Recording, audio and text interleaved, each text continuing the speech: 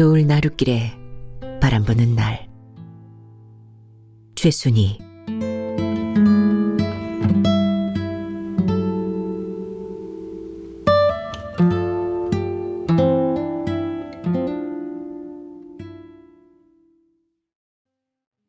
어머나! 뒤에서 뭔가에 엉덩이를 부딪히면서 연희는 넘어지고 말았다. 아니, 엎어졌다. 그러나 그 순간 누가 볼까 창피스러운 마음이 앞서 얼른 땅바닥에 미끄러진 손을 털고 일어났다. 저만치 한 남자가 자전거를 내던지고 손을 비비며 서 있다. 남자는 손을 내밀어 잡아주지도 못하고 난감한 듯 어찌할 줄 모른다. 찌르릉 소리를 들었나? 못 들은 것 같다. 연희는 일어서다 왼 발목을 껴안으며 붉은 포장도로에 주저앉아 버렸다. 어이구, 많이 다치시진 않았나요? 신호를 하든지 아님 사람을 비켜가든지 해야 될 거 아닙니까? 미안합니다. 신호를 했는데 갑자기 인도로 걸음을 바꾸시는 바람에. 무슨 걸음을 바꿨다고 극합니까? 사람을 이렇게 치어놓고 잘했다고 우기는 겁니까? 아닙니다. 아무튼 미안합니다. 많이 안 다쳤으면 좋겠는데. 연희는 울컥 신경질이 올랐으나 아까 다른 생각에 골똘해 있었던 게 생각났다.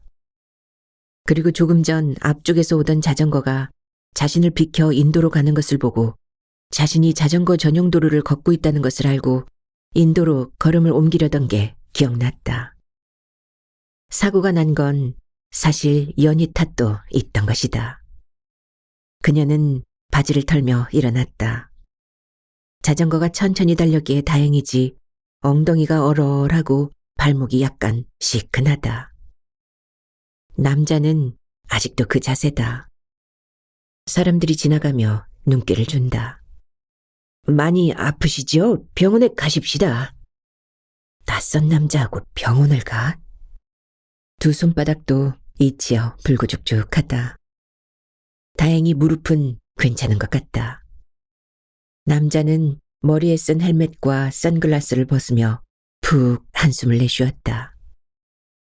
검은 머리칼에 흰 머리가 드문드문 보이는 남자다. 우락부락한 인상은 아니고 콧날이 서고 이마에 잔주름이 보이며 눈썹이 짙은 남자는 저만치 날아간 보라색 선캡을 주워와 내밀었다. 강변길 건너면 바로 병원이 있는데요. 만내가 알아서 할 테니 그만 가 있어. 그러고 좀 단디 댕기소. 저 아무래도 병원 잠시 다녀오면 좋겠는데. 연희는 앞에 서 있는 남자가 거북하였다. 걸어보니 이 정도는 집에서 파스나 연고라도 바르면 쉬 나을 것 같다. 별일이다. 8차선 강변대로에는 오고 가는 차들이 많아 소음과 매연 때문에 자전거를 타고 가지 않으면 잘 걷지 않는 길이다.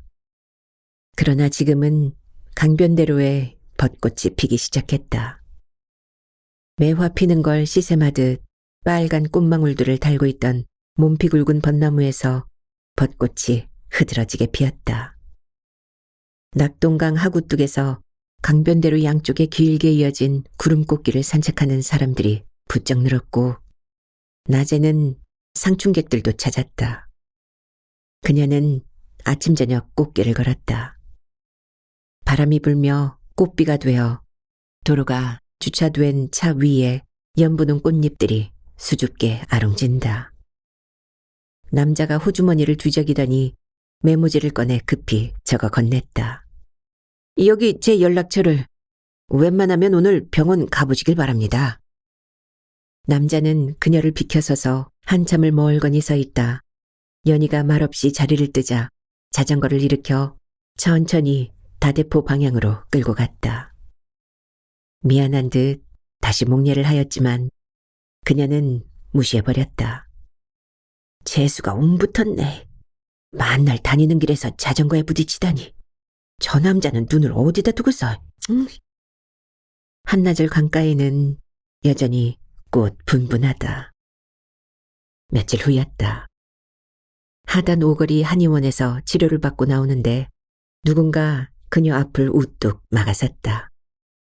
남자다. 놀라서 보니 자전거 남자다. 저기 저번 그 일로 치료받으신 거죠? 미안합니다.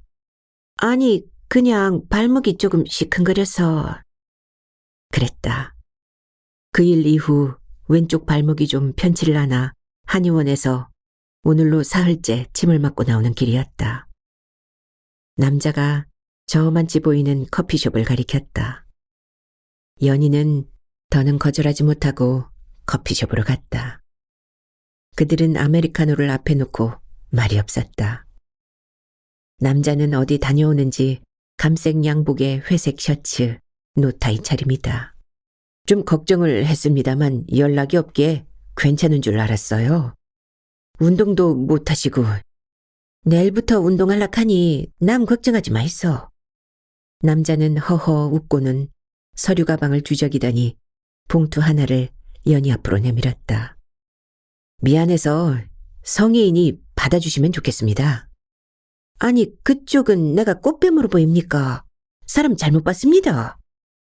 무안해진 연희가 벌떡 일어나자 남자가 만류하였다. 성미가 급하시군요. 커피나 마시고 나갑시다. 그리고 꽃뱀 할만치 젊은 나이로 보이지 않는데요. 뭐락합니까 지금? 며칠 뒤 연희가 자전거로 강변로를 달리는데 뒤에서 자꾸만 신호를 보냈다. 제 페이스로 달리고 있는 연희는 못 들은 척 페달을 밟으며 가는데 누군가 그녀 옆으로 자전거를 바짝 붙였다. 자전거를 세웠다. 선글라스를 벗고 자신을 따라 자전거를 멈추는 사람을 잡아먹을 듯 쏘아보는데 뜻밖에도 그 남자가 아닌가. 청년처럼 씩 웃고 있다. 내가 또 놀라게 한 모양이군요. 그쪽은 남 놀라게 하는 일에 아주 재미가 붙은 모양이지. 재미까지야? 이젠 꽃잎들이 강변로를 쓸고 다니는데 어디까지 가시는지 남이사 어디를 갔든 뭔 상관입니까? 그러게 말입니다. 어제도 오늘도 그들은 길 위에서 만났다. 만나자는 약속이 없는데도 자꾸만 길 위에서 만나지게 되었다. 그는 시간이 나면 강변로를 달린다고 하였다. 다대포에서 하구뚜까지 바다를 보면 달린다고 했다. 연희를 발견하며 자전거를 보관대에 세워두고 말없이 노을 나룻길을 따라 걸었다. 하루 이틀 흐드러진 벚꽃길에서 그들은 조금씩 낯이 익어갔다. 남자는 연희가 가리키는 노을 나룻길 안내문을 읽었다. 하단의 아름다움 중 낙조를 빼놓을 수 없다. 낙동강 700리를 돌아온 강물이 몸을 푸는 여기. 하단은 장엄한 일몰이 펼쳐지는 곳입니다. 불덩이 같은 해가 서쪽으로 기울며 바다를 향해 열린 하구의 하늘은 황금빛으로 물들고 떼지어 날아가는 철새와 석양에 물든 갈대숲은 이곳에서만 볼 수 있는 장관입니다. 하구뚝이 들어서기 전에는 고기잡이 나갔던 돛담배들이 금빛 물결을 지으며 나루로 돌아오고 갈대숲 사이로 난 수로를 따라 조각배를 탄 연인들이 석양에 물들어 발갛게 얼굴 붉히던 곳입니다. 이렇게 아름다운 글을 쓴 사람은 아마도 시인이겠지, 예? 시를 좋아하시나 봅니다. 여자가 입가에 미소를 머금었다. 강변 벚꽃나무들이 초록옷으로 갈아입자 나룻길 언덕의 바위 틈새마다 철쭉이 진홍빛 자태를 뽐낸다. 사람들이 사진을 찍는다. 붉게 물든 바닷물이 출렁인다. 석양빛이 아름다운 일몰의 시간이다. 연희는 일몰의 시각에 서면 회한에 젖었다. 지나온 발자국마다 희비가 교차하며 머무르고 싶었던 시간은 순간이었고 통안의 아픔은 길었다. 찢어진 깃발을 펄럭이며 고깃배가 들어온다. 바다 갈매기들이 빙빙 배 위를 돈다. 고도를 낮추기 시작한 비행기가 바닷길을 지나 김해 공항으로 날아가고 있다. 연희의 얼굴도 옷도 모자도 노을빛으로 물들어갔다. 하얀 이마와 눈가에는 고운 주름이 지고 서늘하게 눈이 깊은 여자의 가녀린 목에 두른 스카프가 바람에 날린다. 남자는 쉬이 나이를 가늠하기 어려운 여자의 얼굴이 아름답게 보였다. 그녀와 걸음을 맞추었다. 연희는 아침 저녁 이 길을 걷는다. 회화나무 조각 기둥이 받쳐주는 나룻길 쉼터에 앉아 고기들이 물 위로 점프하는 재주를 보며 밀물과 썰물을 그리고 멀리 하구뚝 다리와 을숙도 대교에 내달리는 차들을 바라본다. 사람들은 걷거나 달리고 휴일에는 동남아 청년들도 덜어 보인다. 옛날 옛적에 엄마가 명지에서 국밥 장사를 하셨지요. 우리는 할머니랑 오빠랑 요즘 문화마을로 유명해진 감천에서 살았는데 엄마가 보고 싶어 내가 울고 뗐으면 할머니는 우리를 엄마에게 보냈어요. 오빠와 하단에 와서 통통배를 타고 엄마 만나러 가는 길이 어찌나 신나던지. 나는 뱃멀미가 심했는데도 엄마를 만난다는 기쁨으로 참을 수가 있었어요. 토요일에 가서 하룻밤 엄마 곁에 자고 일요일에 돌아왔어요. 그땐 하구뚝도 없었고 갈대숲과 철새들의 낙원이었어요. 엄마의 돼지국밥 가게는 장사가 잘 되었어요. 엄청나게 큰 가마솥에는 언제나 벌건 장작불이 활활 타고 뚝배기 가득 담긴 뜨끈뜨끈한 국밥을 노동하는 사람들이 땀을 뻘뻘 흘리며 맛있게 먹었죠. 엄마는 다 먹어가는 뚝배기에 국밥을 듬뿍 더 퍼주었죠. 잘 삼겨져 쫄깃쫄깃한 수육도 인기였죠. 물이 빠진 개펄에 조그만 갈개와 조개도 잡고 바쁜데도 척척 맛있는 간식을 해주시는 엄마가 너무 좋아 집으로 가지 않으려고 하면 무섭게 꾸중하셨죠. 엄마는 아버지가 안 계신 우리 집 가장이었는데 그땐 철 모르던 시절이라 집에서 살림만 하는 동무들 엄마가 너무 부러웠어요. 엄마는 평생을 그곳에서 국밥 장사를 하셨죠. 여름 장마철이면 동네며 국밥집이 물에 잠기는 일을 연리 행사처럼 겪으면서도 엄마는 그곳을 떠나지 못했으니까. 그녀는 어린 날에 보았던 아름다운 포구며 갈대밭, 을쑥도 무지하게 많았던 철새들을 잊을 수 없었다. 그들은 상대방의 외로움과 고독을 직감으로 느끼게 되었다. 언젠가부터 문자를 주고받았다. 꿈의 낙조 분수대에서 기다리겠습니다. 여자를 기다리는 시간은 나이든 남자에게도 가슴 설레는 일이다. 아반떼를 몰고 오는 여자를 무한 반기였다. 그는 꿈의 낙조 분수대와 바닷물로 잘 조성된 해수천을 걸어 솔향기 풍기는 소나무 숲으로 안내했다. 나는 해맞이로 유명한 모른대와 노을정에서 바라본 낙조가 너무 아름다워 다대포에 살기 시작한 게 이제까지 살고 있죠. 다채로운 음악 분수쇼와 생태 탐방로의 운치가 야간 명소이니 언제 또 산책합시다. 갯벌 체험장 모래습지에는 유치원 꼬마들이 장화를 신고서 개를 잡는다고 야단법석이었다. 그들은 그늘막이 있는 생태 탐방로를 걸었다. 연희는 발 아래 아주 작은 달랑개들이 갈대 사이를 분주히 돌아다니는 것을 재미있어 했다. 그는 백사장에 우뚝 세워진 조각, 그림자의 그림자를 비롯한 해변 공원에 설치된 바다 미술제 작품들을 설명해 주었다.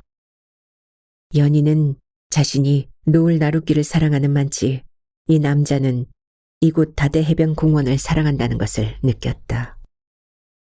그들은 어시장에서 펄펄 뛰는 생선들을 둘러보고 횟감을 골라 초장 가게로 갔다. 연희는 다대포 생선회를 맛있게 잘 먹었다. 아직 그쪽 이름도 모르고 있어요. 누구는 압니까? 나는 전에 휴대전화 번호하고 이름 적어주었는데. 무슨 말씀을? 쪽지에 폰 번호밖에 없었어요. 아, 실수. 적어준 줄 알고 이름도 한번 안 불러준다 섭섭했죠. 남자는 자신을 소개했다. 문태준. 퇴직한 교육 공무원으로 사별한 지 10년이 되며 결혼한 딸 둘이 있다고 하였다. 남연희는 아들 둘이 있다고 밝혔다. 길 위에 그가 나타나지 않았다. 문자도 없었다. 연락해주세요. 걱정됩니다. 입원이라는 답신에 병원을 찾아갔다. 남자는 대상포진이라며 겸연쩍게 웃었다. 텁수룩한 수염에 링거를 달고 많이 해숙해진 남자가 안쓰럽고 연민이 느껴진다. 대상포진 이거 만만한 상대가 아닙니다. 이렇게 심하게 아파본 적은 없어요. 연희 씨, 예방접종 안 했으면 하는 게 현명할 것 같은데요. 남자의 큰딸이 간식과 신문 등을 가지고 찾아왔다. 지방은행에 근무한다는 남자의 딸은 연희에게 무관심한 척했다. 연희는 보았다. 영리해 보이는 눈매와 이지적인 뚜렷한 입술에서 큰아들 강우처럼 남다른 자존심은 보였지만 넉넉한 곁이 보이지 않음도. 그녀 또한 남자의 딸에게 만만한 여자로 보이지 않으려고 허리를 고추 세우며 여유로운 모습으로 대하였다. 연희는 중견 제조업체에서 영양사로 10여 년을 근무하다 퇴직하여 뷔페 식당을 차렸다. 초창기엔 영업이 잘 되었다. 그러나 손님들이 남겨 버리는 음식이 많아지고 들고 나는 주방장으로 힘들 무렵 뷔페 식당을 접고 국밥집을 차렸다. 옛날 엄마가 하던 돼지국밥집을 꼭 한번 하고 싶었다. 엄마의 솜씨를 따라한 국밥집은 대박이었다. 4층 상가도 인수했다. 그러나 20년도 넘는 영업이 무리였는지 몸에 이상이 오기 시작하였다. 무릎 관절이 심했고 오른팔은 숟가락질도 힘들었다. 남편을 잃고도 아들들을 결혼시키면서도 붙잡고 있었던 식당을 결국 세놓았다. 집도 옮겼다. 유년의 추억에 아름답게 머물러 있는 명지 가까운 하단으로. 처음에는 홀가분하고 여유로운 시간이 신기하고 즐거웠다. 느긋하게 커피를 마시며 거실에 드러누워 빈둥빈둥 마음껏 드라마를 보고 서점에 가서 시집을 고르고 영화를 관람했다. 친구들과 노래교실도 갔다. 그러나 목련과 진달래가 피고 지고 벚꽃이 흩날리며 쓸쓸함이 뼛속을 파고들었다. 가을밤이면 더 심하였다. 청승스레 들리던 엄마의 노래를 따라하고 TV의 가요 무대 노래에 눈물을 쏟으며 쓸쓸함에 우울증까지 생겼다. 친구들을 만나 수다를 떨어도 불면증은 깊어갔다. 자신이 아무도 모르게 죽을지도 모른다는 비관이 들기도 했다. 언론에 보도되는 고독사가 남의 일이 아닌 듯 불안한 마음이 깊어갔다. 그녀는 새벽에 눈을 뜨면 나룻길로 달려갔다. 희부유음한 어둠의 강물에서 짭짤하고 비릿한 갯냄새를 맡으며 정신이 들었다. 아침이면 햇살에 비치는 윤슬이 아름다워 하구뚝에서 노을 나룻길 1340m를 걸었다. 서울 큰아들 집에 다녀온 그녀의 얼굴에 쓸쓸한 빛이 보임을 남자는 느꼈다. 그녀의 식사 초대 자리였다. 요즘 그러죠. 아들은 결혼하면 처갓집 옆으로 가고 딸은 결혼하면 친정집 옆으로 온다고. 엄마는 아들 봉급을 몰라도 장모는 사위 봉급을 안다고 하잖아요. 나는 딸내미 손잡고 영화관 같이 가고 쇼핑하는 친구가 부러워요. 나는 야구 모자 씌워 아들과 야구장 같이 오는 친구가 부러웠는데. 나도 프로야구 좋아하는데 아직도 노상 깨지는 롯데 응원하고 있어요. 최동원 선수 좋아했겠군요. 언제 사직구장 응원 한번 갑시다. 연희는 40대에 뇌출혈로 남편을 잃었다. 언뜻 지병으로 아버지를 일찍 잃은 엄마 팔자를 닮았나 싶어 더 고통스러웠던 세월을 살았다. 남편을 보내고 두 아들에게, 특히 큰아들에게 많이 기대었다. 아들이 방학에 내려와 저 방에서 잠자는 날이면 그녀의 불면증은 씻은 듯이 사라졌다. 기운이 나고 활력이 솟았다. 장사하다 아들이 보고 싶으면 미친 듯 서울로 갔다. 고작 얼굴 한번 보고 새벽 열차로 내려왔지만 그게 한 달을 버티는 힘이 되었다. 전방으로 면회를 가고 졸업을 하고 아들은 다들 어렵다는 국책은행에 공채로 들어갔다. 그리고 쉬이 결혼도 하였다. 그러나 아들이 결혼하고부터 아들 보기가 어려워졌다. 며느리가 고등학교 교사인 맞벌이 신혼부부 집에 별 이유도 없이 전처럼 얼굴 보러 갈 수도 없었고 명절이나 휴가에는 부부가 왔다가 하룻밤 자고 나면 처가에 가기 바빴다. 그녀도 다 이해한다. 그저 저들 잘 사는 게 고맙고 감사했다. 고물고물 인형 같은 손녀가 태어났다. 며칠 전 손녀가 너무 보고 싶어 서울에 갔었다. 손녀 때문에 아들네는 결국 처가댁 아파트로 이사하여 사돈집은 10층, 아들집은 11층에 살고 있는데 아들네는 잠만 따로 잤지 식사는 처가에서 해결하고 있었다. 3살짜리 금쪽 같은 손녀는 아무리 한번 안으려 해도 외할머니 품만 파고들었다. 명절에나 보는 할머니가 낯설지 않으랴. 그녀는 아들 며느리 집에서 한 끼도 먹을 수 없었다. 아들 집 냉장고에는 간식들만 잔뜩 들어있었다. 살뜰히 챙겨간 생선이나 밑반찬들은 통째로 사돈댁으로 내려갔다. 친절한 바깥사돈이 조심스러웠고 싹싹한 사부인이 애써서 차려주는 식사가 편하지 않았다. 손녀까지 맡아 어린이집 보내며 수고하시는 사돈댁에 미안하기도 하였다. 아들바라기 엄마의 서울 나들이 2박 3일은 왠지 길었다. 연희는 눈앞에서 부지런히 오리고기를 구워주는 남자를 보자 아들 집에서의 서운함이 가시었다. 그래, 애들은 그들대로 열심히 살고 있는데 그들에게 걸림돌이 되지 않으리. 경제적으로 자식에게 의지하지 않는 것처럼 정신적으로도 독립하여 내 삶을 살아야지. 오리고기를 깻잎에 싸서 한 입 가득 넣으며 태준을 향해 고기를 그만 굽고 먹으라고 한다는 게 하얗게 눈을 흘겼다. 남자는 바보처럼 웃기만 했다. 괴정 회화나무 샘터에서 기다릴게요. 샘터에는 연희가 먼저 와서 기다리고 있었다.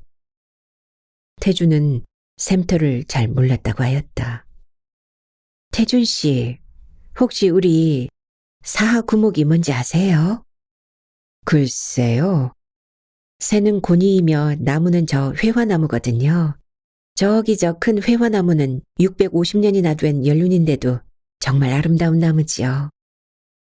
거목의 두 그루 회화나무가 가지를 뻗어 청정한 잎사귀를 펴서 샘터 주위를 시원한 그늘로 만들어주고 있다. 세 개의 수도꼭지에 꼬마들이 달라붙어 단물을 마신다. 졸졸 흐르는 빨래터에 손을 담그니 차고 시원하기 그지없다. 큰 샘은 회화나무 바로 아래에 있어 옛날부터 단물샘으로 유명하여 자녀가 없던 부부가 백일기도로 아들을 얻었고 중환자가 먹고 병이 나았다는 전설이 전해지며 지극하게 기도하면 소원이 이루어진다는 소문에 많은 사람들이 와서 소원을 빌었죠. 여기 큰 샘은 아직까지 잘 보존된 전설의 고향이군요. 연희 씨도 그럼 소원을 빌어보세요. 무슨 소원을 빌까 궁금한데. 로또 당첨되게 빌까요? 아니면 딸내미 하나 낳아달라고 빌면 들어주실까요? 태준이 화들짝 놀란다. 그녀는 깔깔 웃었다. 놀라는 남자도 웃겼고 마음속으로 이 사람과 좋은 관계로 지내고 싶습니다 라는 소원을 그가 오기 전에 재빨리 빌었기에 웃음이 터졌다. 사랑이 오는가? 생전 없던 이런 마음은 무엇인가? 나에게 도대체 사랑이란 감정이 남아있기나 한 걸까? 이 나이에 무슨 연연한 감정이 있단 말인가? 20대에 물인지 불인지 모르고 불나방처럼 뛰어들었던 그 사랑. 1년도 못 가 깨져버린 그 사랑의 씨알이 여직 남아있단 말인가? 가슴이 울렁거리고 물결처럼 그리움이 밀려오며 그 남자가 보고 싶다. 내가 아직 여자인가? 오늘도 못 견디게 그가 보고 싶다. 외로워서인가? 내게 아직 사랑이 남았으리라곤 생각도 못했는데.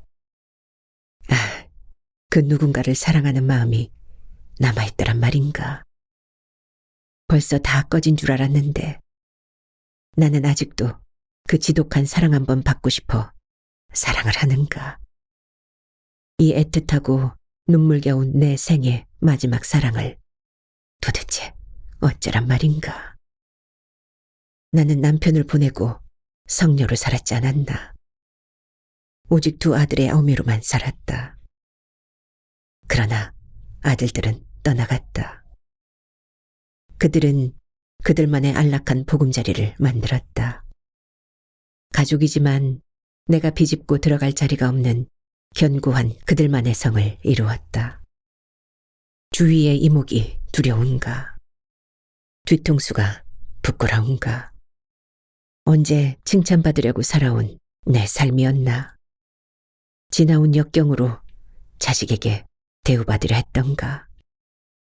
내겐 더 그려넣을 것이 없는 백지 같은 여생만 남았다고 여겼는데 가슴이 두근거린다.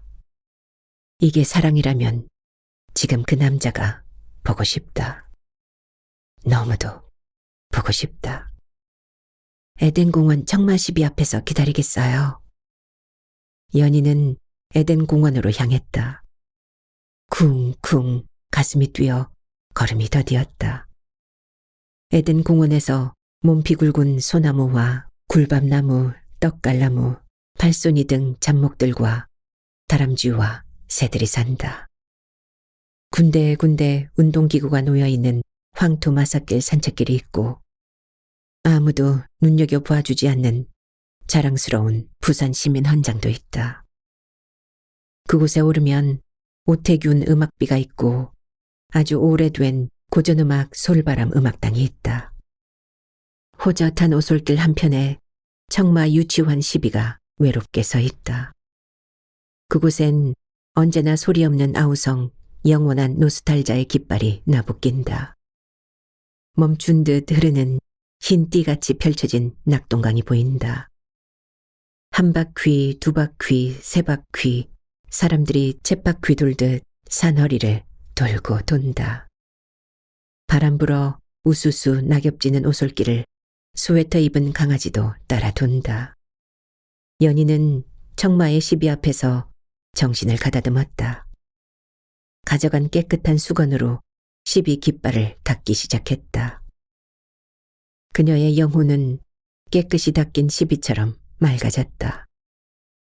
그 남자가 땀을 흘리며 올라왔다. 그녀는 말없이 분홍 손수건을 꺼내어 그의 얼굴에 맺힌 땀을 닦아주었다. 남자는 어리둥절 그녀의 기색을 살폈다. 엄마는 옛날 우리에게 에덴 동산에는 가지 말라고 엄명을 내렸어요. 에덴 동산, 얼마나 아름다운 이름인데.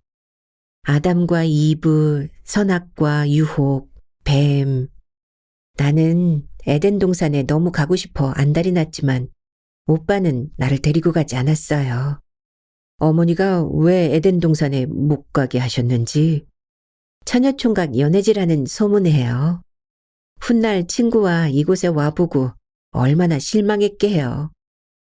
갈색 머리 아래 흰머리가 새치처럼 조금씩 보이는 여자가 소녀처럼 웃었다.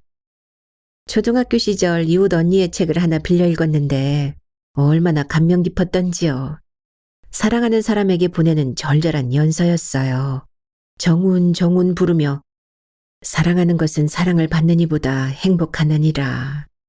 오늘도 나는 에메랄드빛 하늘이 훤히 내다보이는 우체국 창문 앞에 와서 너에게 편지를 쓴다. 나는 당시 어렸는데도 이상하게 이토록 사랑을 많이 받으면 죽어도 좋겠다고 행복할 거라고 생각했어요. 나중에 알았지만 청마 유치원 시인이 이영도 시조 시인에게 보낸 사랑하였으므로 행복하였네라 라는 책이었어요. 나는 다만 한 남자가 한 여자를 그렇게도 사모하는가에 감동을 하여 시를 좋아하게 되었고 행복, 깃발, 바위 등 청마의 시들은 줄줄 외웠으니까요. 성장하면서 자신도 모르게 청마처럼 나를 지극히 사랑해주는 연인을 기다렸나 봐요. 꿈처럼 동화처럼 영원히 내 앞에 나타나지 않는 그런 남자를. 결혼 생활이 행복하지 않았던가요? 우린 서로가 사랑하기보다 사랑받기를 원했나 봐요. 이해심이 부족하였고 배려가 없었어요.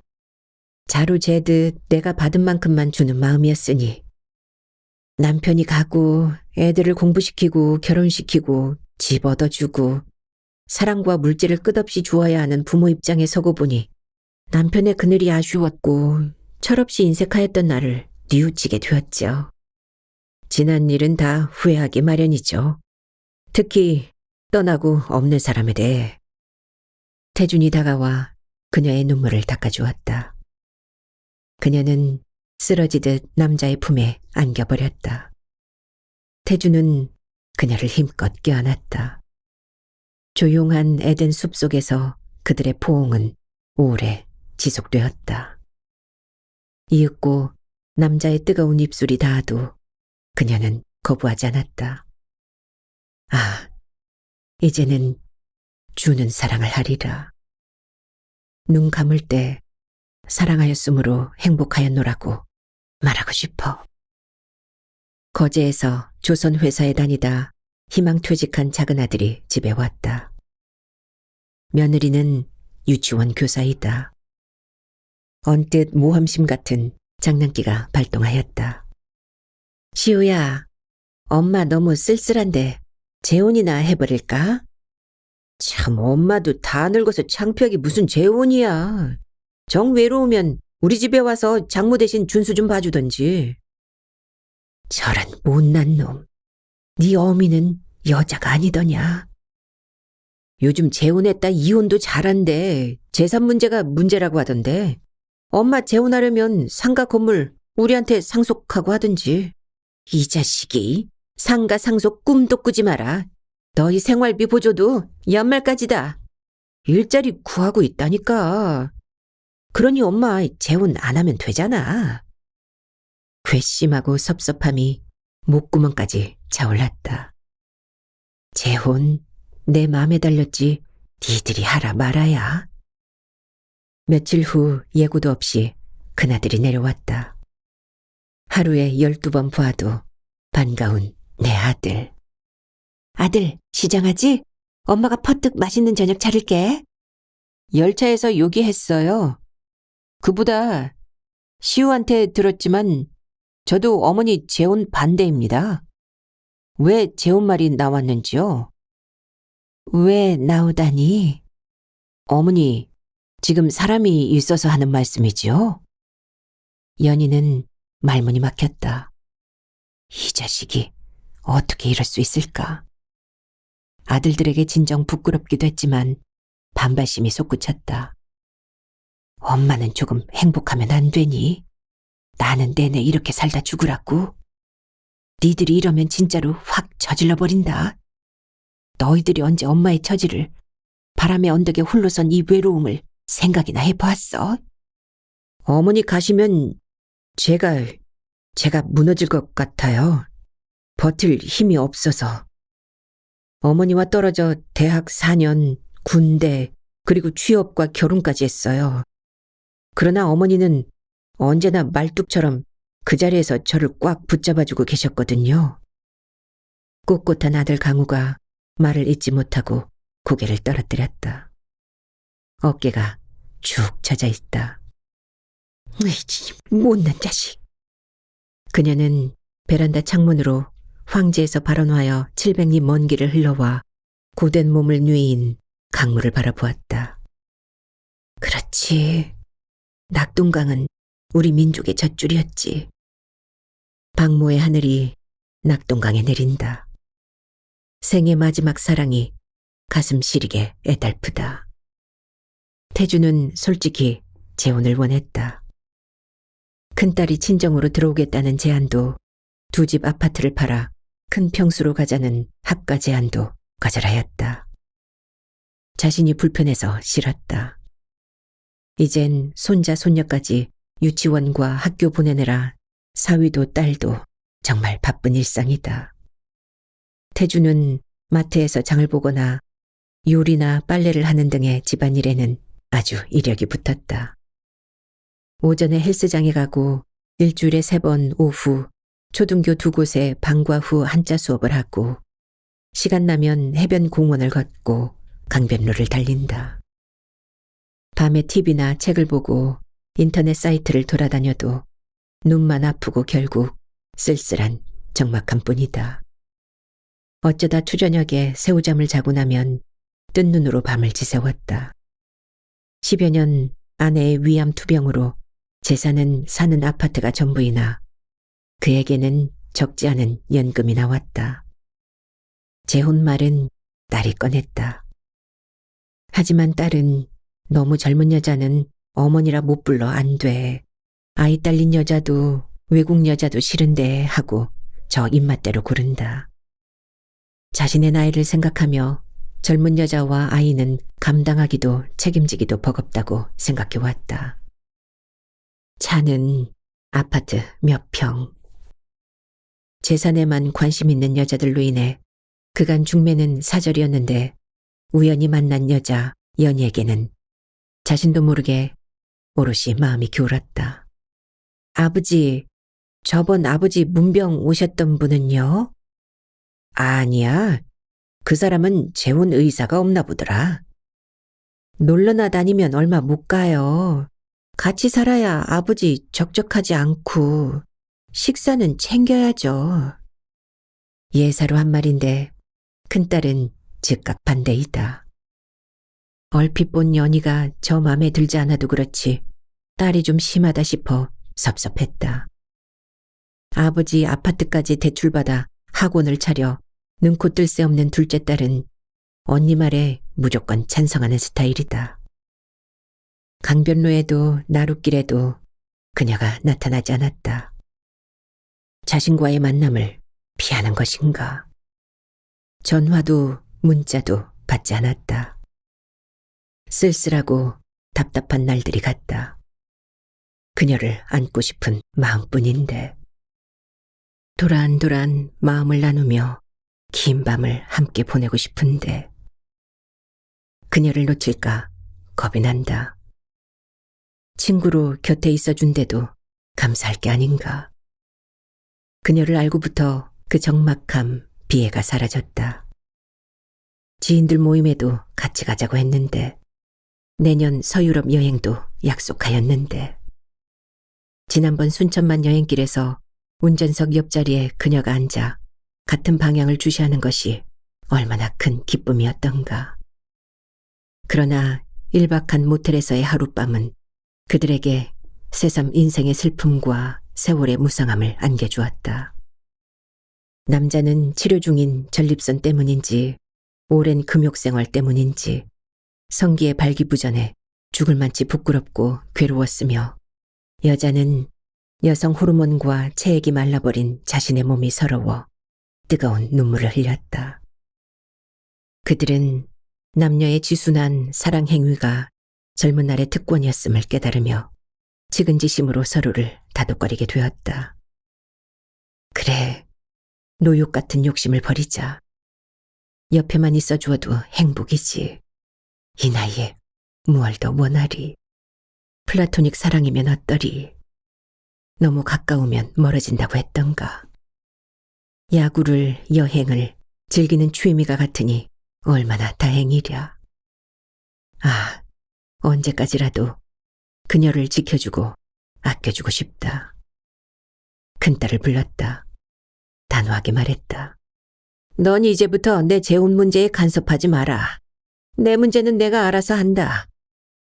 딸은 놀랐는지 아무 말도 하지 않았다. 그는 하루에도 몇 번씩 나룻길을 돌았다. 연희와 같은 보라색 선캡을 쓴 사람만 보아도 얼른 따라가 보았다. 그런 어느 날 어둠이 거치지 않은 새벽, 노을 나룻길 쉼터 난간에 기대어 하염없이 강물을 바라보는 연희를 발견했다. 달려가 왈칵 그녀를 끌어안은 태주는 그녀의 채추에 안도의 숨을 쉬었다.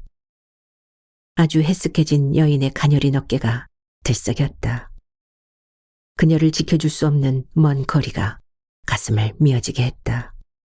어릴 때는 어른이 되면 무엇이든 다 마음대로 하는 줄 알았는데 대추나무에 연 걸리듯 걸리는 게 많았어요. 태주는 을숙도 문화회관으로 연희를 데려갔다. 그는 오래전부터 색소폰을 배우고 있었기에 연희에게 배움의 취미를 권했다. 그녀는 프로그램 중 사물놀이를 택했다. 전부터 배우고 싶었다면서 그들은 을숙도 조각공원에 앉아 손가락을 걸었다.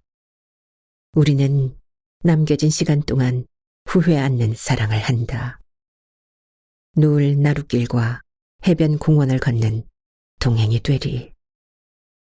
승학산 제석굴 쉼터에서 만나기로 한 날, 연희는 천천히 승학산으로 향했다. 제석굴 입구 계곡 다리에서 등산복 차림의 그가 기다리고 있었다. 연희의 얼굴에 단풍이 들었다. 아침형 인간이지만 한 번은 먼저 와서 그대를 기다리고 싶었어. 그는 등산 스틱 2개를 가져와 그녀에게 한 개를 건네었다. 어머나, 나는 아직 지팡이 짚을 나이는 아닌데. 꽃뱀이 아니고 꽃딘 줄 옛날에 알았죠 뭐. 이젠 마주보면 웃음이 난다. 길가에 엉겅퀴와 개모시가 성성한 등산로를 올랐다. 사람들이 등산길을 잇따라 오른다. 제석굴을 지나 구불구불 S자로 이어진 넓은 자갈길 옆 우르르한 삼나무를 만났다. 쭉쭉 하늘을 향해 우람하게 뻗은 삼나무 군락지로 여름이면 시원한 삼나무 숲이 장관이다. 미끈미끈한 삼나무들이 하늘을 향해 쭉쭉 뻗어 있어 운동으로 단련된 훤칠한 젊은 남자같이 풋풋하다. 삼나무 숲은 인체 건강에 좋은 물질 피톤치드가 나오는 장소로서 심폐기능 강화와 아토피, 피부염 예방과 치유의 숲길이다. 삼나무 아래 나무 벤치에 앉으니 땀이 식혀지고 목이 트이고 가슴속까지 시원하다. 연희는 여름날 찬물에 세수한 듯 머리가 개운해졌다. 태주는 연신 코를 벌름거렸다. 벤치에 앉아 마주보니 그냥 미소가 지어졌다. 생수를 마셨다. 혼자가 아니어서 외롭지 않아 좋다. 옆자리에 사람이 있어 든든하다. 청년들이 산악 자전거로 줄지어 오르막길을 오르면서 페달을 밟는 땀 범벅 젊음들이 부럽다. 햇살이 부드럽게 파고들어 간지러울 정도이다. 승학 문화 마루터를 지나 승학산 정상으로 올랐다. 벌써 억새가 많이 피었다. 하얀 속살 같은 부드러운 흰털을 나부끼며 억새들이 갈바람에 몸을 맡긴 채 스걱스걱 흔들리고 있다. 산자락이 은빛 물결로 눈이 부신다. 그들은 부자가 된 것처럼 마음이 풍성해졌다. 나는 자연이 제일 위대하다고 생각합니다. 어찌 이렇게 정확하게 만물이 생성하고 계절이 오고 가는지 이 나이가 되어도 신기하기만 하거든요. 이곳에 오르니 우리 같이 가본 순천 국가정원이 생각나네요. 아, 아름다운 순천. 순천만 갈 때도 아마 꽃을 피우고 있겠죠? 그들은 활짝 웃었다. 이제는 추억을 공유하는 기쁨까지 생겼다. 산소를 깊숙이 들이켜며 사방이 확 트인 승악산 정상까지 올라갔다 내려오자 배가 출출하였다. 우리 저쪽 꽃동네로 갑시다. 점심은 시락국밥과 손두부 주문, 파전 막걸리 추가요. 남친이 있으니 좋은데요. 나도 여친이 있어 좋은데요. 그런데 그대는 어디에 사십니까? 땅 위에. 그렇게 묻는 당신은 어디에 사십니까? 나는 그대 길 위에 연인. 우리 같이 갈래요? 그들은 선글라스를 벗어들고 활짝 웃었다. 그렇지. 우린 언제나 길 위에서 만났어. 억새밭 샛길로 젊지 않은 남녀가 손을 꼭 잡고 걸어간다. 한낮의 가을볕이 서러운 연인들을 상큼하게 비춰준다. 파란 하늘에 목화송이가 피어나고 흔들리는 흰 물결 위로 고추 잠자리들이 고개 비행을 한다. 아, 지금은 사랑하기 좋은 계절인가 보다.